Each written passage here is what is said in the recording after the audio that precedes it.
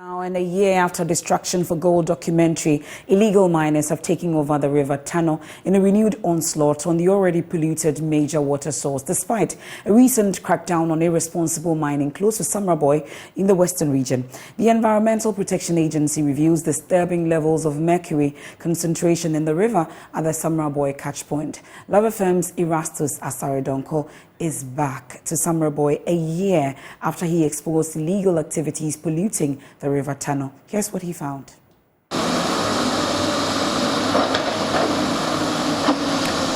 Love News in 2022 captured Akunta Mining Limited and other illegal miners polluting the Tano River at Samraboy in the western region. We uncovered irresponsible mining polluting the Tano at various points in communities like Atala, Uhiampenika, and Datano sections of the river. A year after producing the Distraction for Gold documentary, we went back to Samraboy to gauge the situation on the ground. The miners have abandoned posts and left behind deep pits and gullies they created along the Tano River.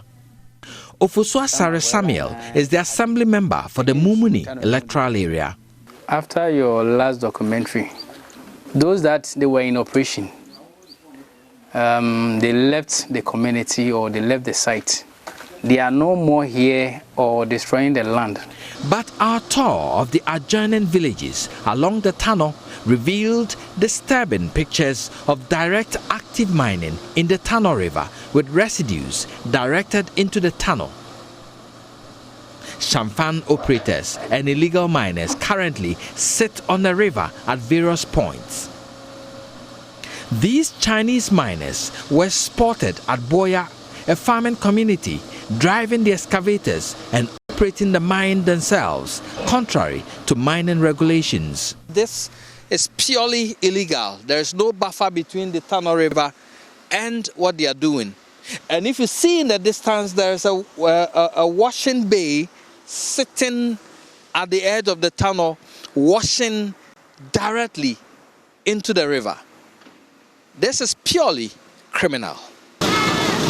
Close to the airstrip at Samraboy, these two Chinese nationals were found operating this mine, which seems to be violating the government's buffer zone policy for mining close to major water bodies like the Tano River. They told me the site belongs to Akunta Mining Limited. People for Akunta people, houses for you go drop me pojo. This are the Akunta people. Yeah. Officials of Akunta Mining will not respond to the claims. The devastated Atala, Uhiampenika and Datano lands fall into the concession of Unipar Mining Company Limited. But even before Unipar could complete its licensing processes to start mining, large parts of its concession have been invaded by illegal miners. David Thompson is Corporate Affairs Manager. Whilst we acquired it over a period of time, illegal miners started to come onto the concession. We tried to engage them in a cordial manner to try and say, hey gentlemen, this is illegal mining. We didn't really get too far in that negotiation. Therefore, we informed the Mineral Commission. So we engaged the military to remove them. They were removed, and then subsequently they've started to come back again.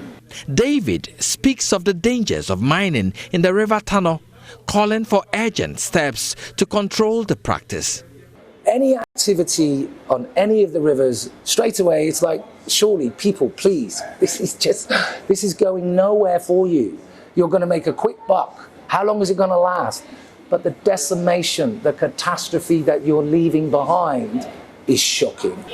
The poisons, the colours of the water, the local indigenous people who wash their clothes from that river, who are drinking and using to cook their food from that river. I mean, it's a travesty. And I really believe that should stop an awful lot of the illegal mining on the rivers immediately. Reporting for Joy News, Erastus Asaredonko, Atala, Ohiampenica, Samra Boy, Western Region. Well, let me bring in the founder of Eco-Conscious Citizens, Awula Sewa. She joins us via Zoom. So, listening to my colleague, Erastus Asare-Donko, going back just under a year after this particular documentary we produced, I'm sure you've been watching this. Really, this is shocking, isn't it? I mean, first of all, good evening. Thank you for inviting me. This is worse than shocking. I mean, what is going on is a crime against humanity.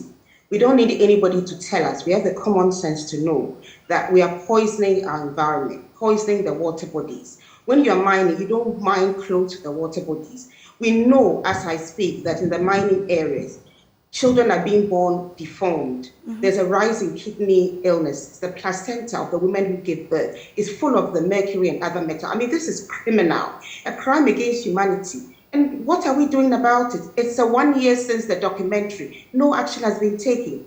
Professor Ofori Boateng had a report where he's documented a lot of these things. What action is being taken? I think Ghanaians need to sit up. This is worse than people not getting their pensions. This is signing our death warrant. We need to get up and say enough is enough. We saw Akonta mining there. No action is being taken against Akonta mining for poisoning the environment. If no action is being taken against them, of course, other people are also wading in. What are Chinese nationals doing there? They are not supposed to be involved in any form of community mining in the country. And of course, this is illegal mining. So all I'll say is that if we have a government, they should take some responsibility and act yesterday, because what is happening will not be able to reverse it. We are signing our death warrants. Okay, but the rate that we are going with this, because the media has spoken, institutions like yourself, you've been speaking, you've been crying foul about the situation, but it appears it's still the case. What really could be going wrong? Is it the case that we have to speak until we get tired and nothing happens? Well, you see, if we do believe that we're going to all be poisoned, because if we think it's restricted to the mining areas, we need to think again. We eat fish. Where do we think the fish is coming from? We like our tubers, our yams, our plantains. Where do we think it's coming from? What land? If the land is polluted and we are growing these stuffs there, it's going to affect us. So I think what we need to do as a nation, we need to rise up. Whether we're going to go on a mass demonstration, whatever we're going to do, if we really understand, if your house is being burnt, if your house is burning, the fire service isn't coming, are you going to sit down and say, well, I called the fire service, they are not coming? You're going to take action. And this is a clear and present danger. I cannot say it enough. We need to sit up and say that if the government will not take action, we the people will take action. There is absolutely no point in building a cathedral, absolutely no point, when the environment that the good Lord has asked us to take care of, we are supervising its destruction.